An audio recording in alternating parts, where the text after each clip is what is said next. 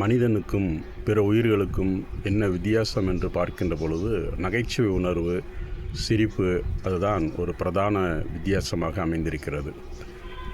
நகைச்சுவையை பற்றி, சிரிப்பை பற்றி 1956ஆம் ஆண்டிலேயே ராஜா ராணி என்ற ஒரு படத்திலே மருதகாசி இயற்றிய ஒரு பாடலை NS கிருஷ்ணன் அவர்கள் பாடியிருப்பார். மிக அழகாக சிரிப்பினுடைய வகையை பற்றி அந்த பாடலிலே சொல்லியிருப்பார்.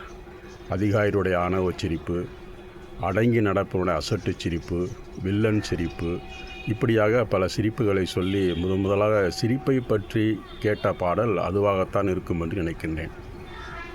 பிறகு 1964ஆம் ஆண்டு ஆண்டவன் கட்டளை என்ற ஒரு படத்திலே கண்ணதாசன் இயற்றிய சிரிப்பு வருது சிரிப்பு வருது சிரிக்க சிரிக்க சிரிப்பு வருது, சின்ன மனுஷன் பெரிய மனுஷன் செயலை பார்த்து சிரிப்பு வருது, சமூகத்தில் நடக்கக்கூடிய அவலங்களை எல்லாம் சுட்டி காட்டி முட்டாள்தனமான சிலருடைய செய்கைகளை பார்த்து சிரிப்பு வருகிறது என்று சந்திரபாபு அவர்கள் அந்த பாடலை பாடியிருப்பார். இருவருமே நகைச்சுவை நடிகர்கள். NS கிருஷ்ணன், சந்திரபாபு நகைச்சுவை நடிகர்கள்.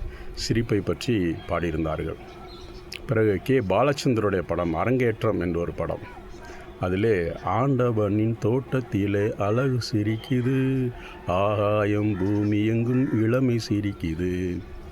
அந்த பாடலிலே, அதுவும் கண்ணதாசன் பாடல்தான், இடையிலே ஒரு இடத்திலே குழந்தையிலே சிரிக்கும்போது சிரித்த சிரிப்பு தான் இது, குமரி பெண்ணான பிறகு சிரித்த சிரிப்பை ஏன் தவறென்று சொல்கிறார்கள் என்று ஒரு பெண் கேட்கின்ற கேள்வியாக, சிந்திக்க வேண்டிய ஒரு கேள்வியாக அது அமைந்திருந்தது.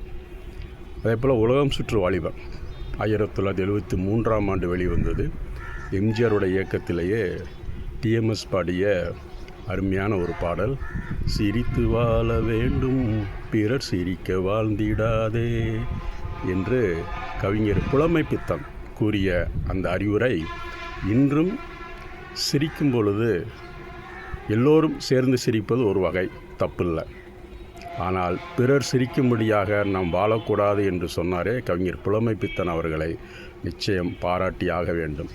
சிரிப்பு வகையிலே பல பாடல்கள் இருந்தாலும் இந்த 3-4 பாடல்கள் எப்பொழுதுமே சிரிப்புடன் சிந்திக்க தூண்டும் பாடலாக அமைந்திருக்கின்றன.